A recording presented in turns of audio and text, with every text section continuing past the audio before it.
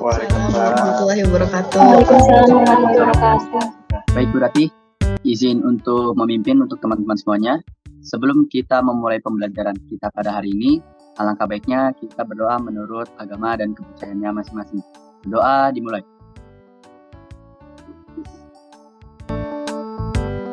Hadir Bu. Iya Bu. Hadir Bu. Berpikir komputasi atau computational thinking. Mari kita simak pembelajaran kali ini dengan menyaksikan beberapa gambar dan materi-materinya. Tujuan pembelajaran materi ini adalah peserta didik dapat menganalisa permasalahan yang kompleks menggunakan computational thinking dengan metode dekomposisi, pattern recognition, abstraksi, algoritma secara penulisan pseudocode, serta dapat membuat flowchart.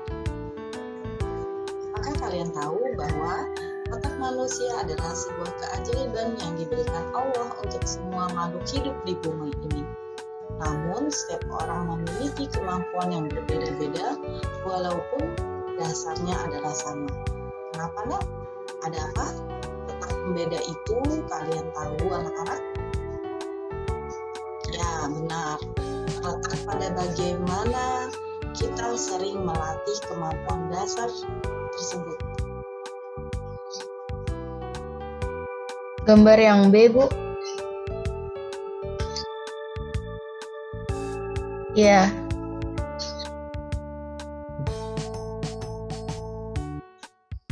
Atau gambar C. Cobalah kalian analisa gambar tersebut. Gambar C, Bu.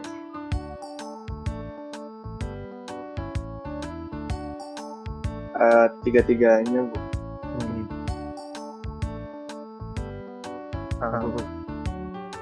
Gambar A Bu, gambar A.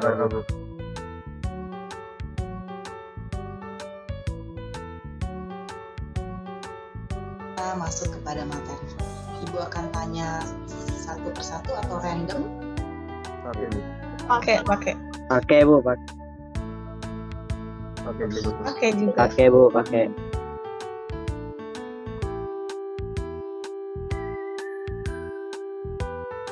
Iya. Iya Bu. Iya Bu.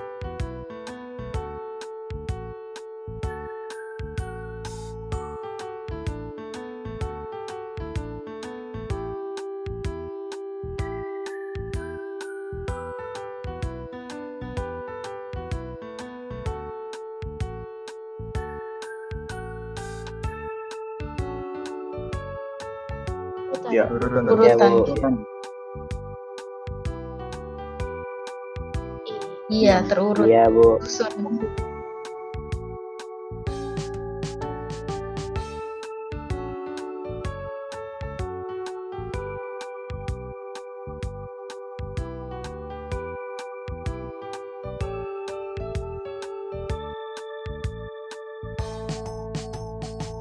Pasti berurutan.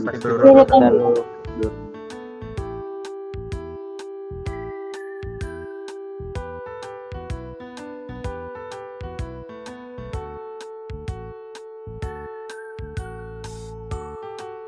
Untuk menyelesaikan suatu permasalahan secara menyeluruh, logis, dan teratur.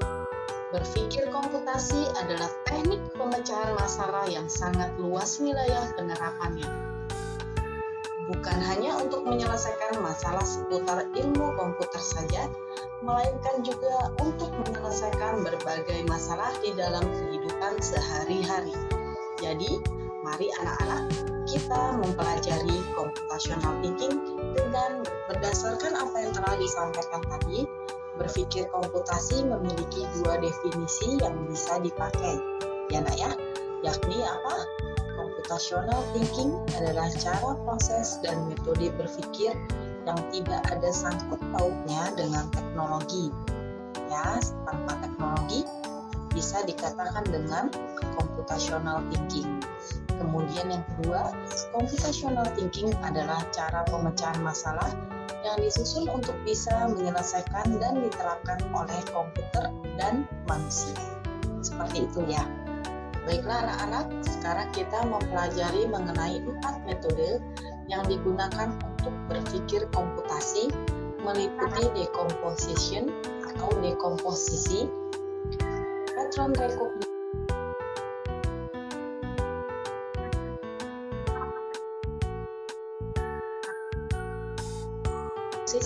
pengenalan pola, abstraksi, dan algoritma. Metode pertama dari computational thinking yaitu metode dekomposisi.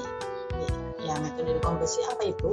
Suatu proses dalam computational thinking yang berfungsi untuk membagi masalah-masalah dalam lingkup yang lebih kecil atau spesifik.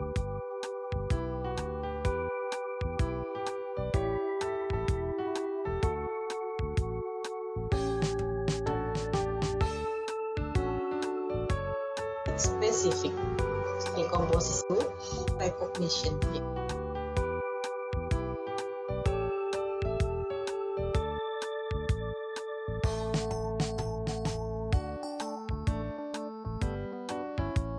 Iya, Bu.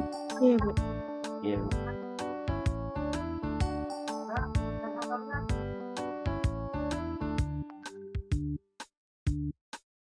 Pink, Pink. kuning, kuning. Pink. Kuning. Pink lagi. Abstraksi maksudnya yaitu seseorang akan melihat mengumpulkan submasalah dari hasil dekomposisi tersebut. Contohnya, kita akan mengetahui bahwa nasi goreng ini dimasak di kompor gas tanpa kita mengenal terlebih dahulu. Tapi ini adalah generalisasi prinsip-prinsip umum.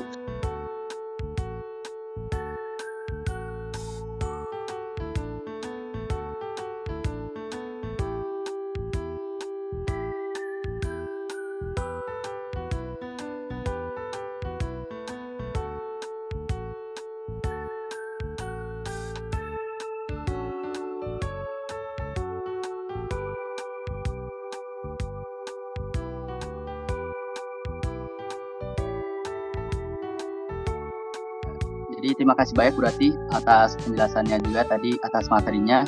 Izin juga untuk teman-teman semua. Jadi tadi kurang lebih kita membahas tentang computational thinking sendiri. Yang mana computational thinking adalah suatu proses yang akan memudahkan kita untuk menyelesaikan suatu permasalahan yang kompleks. Yang mana terdiri dari beberapa metode. Metode pertama yakni itu ada dekomposisi, atau memilah atau mendetailkan masalah menjadi bagian-bagian yang kecil terlebih dahulu. Lalu metode yang kedua adalah adaptation, atau kita melihat dari pola kesamaan dari suatu masalah sehingga kita bisa lebih mudah dalam menangani masalah. Lalu kemudian dilanjut yang ketiga, ada yang namanya metode abstraksi, atau kita melihat secara garis besar atau generalisir dari masalah yang sedang kita hadapi. Dan yang terakhir adalah metode algoritma.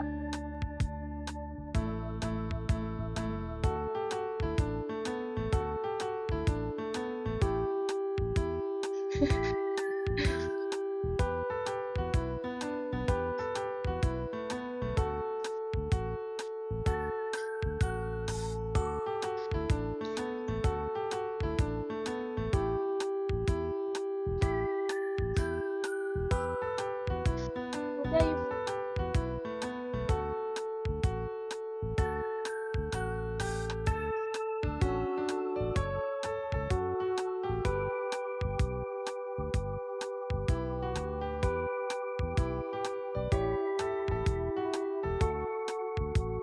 Ya, Bisa gampang gratifikasi, yaitu siswa mengamati di lautan banyak menumpuk sampah plastik.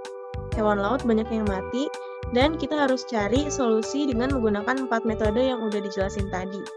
Yaitu di sini ada metode dekomposisi, pengenalan pola, Misalnya, memecah struktur komponen dasar pembentuk brownies menjadi tepung, telur, gula, mentega, coklat, susu, keju, baking powder.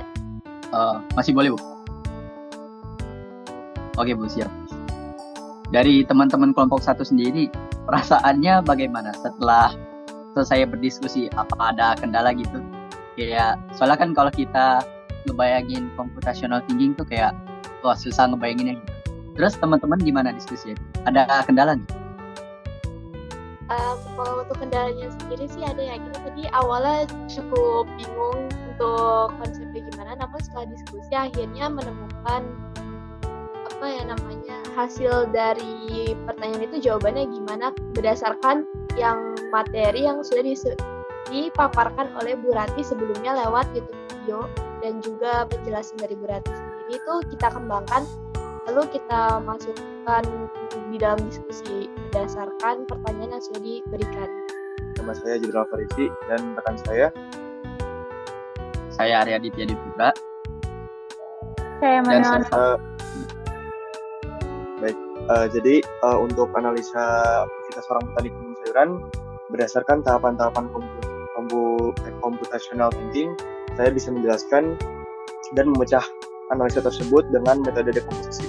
Secara meluasnya, dekomposisi adalah memecah masalah atau sistem menjadi bagian-bagian kecil yang lebih mudah Oke, dikelola. teman-teman semua dan juga berarti saya izin untuk menjelaskan mengenai metode yang selanjutnya yakni tentang pattern recognition atau kita kenal sebagai pengenalan pola. Tentunya biar sempurna juga gitu. Tapi bagaimana jika di salah satu algoritma itu tidak berjalan dengan baik atau bahkan gagal? Teman dari kelompok 3, yang pertama perkenalkan nama saya Aura Delia Wahini Putri dan rekan saya.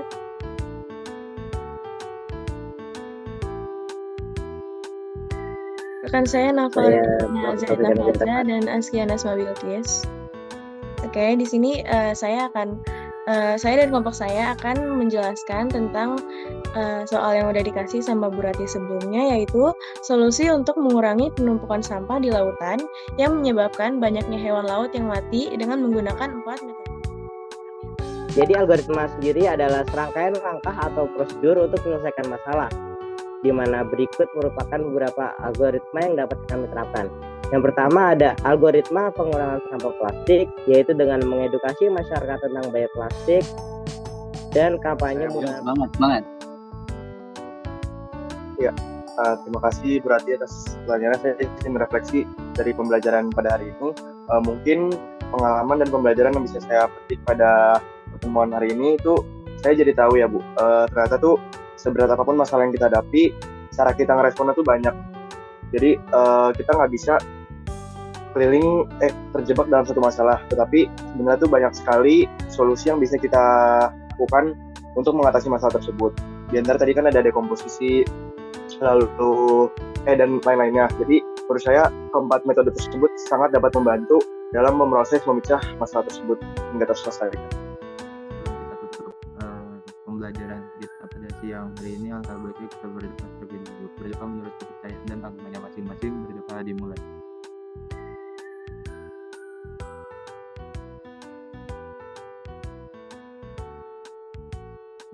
Doa selesai. Akhir kata dari saya, Assalamualaikum warahmatullahi wabarakatuh. Waalaikumsalam Waalaikumsalam. warahmatullahi wabarakatuh.